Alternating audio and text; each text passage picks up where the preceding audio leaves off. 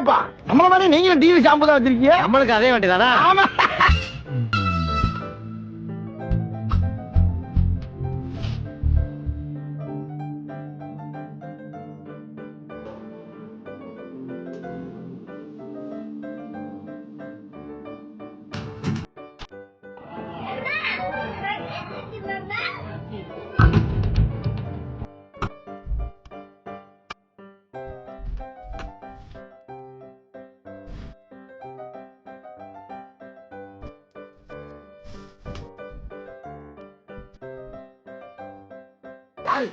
சித்தப்பு நீங்க எப்ப வந்தீங்க?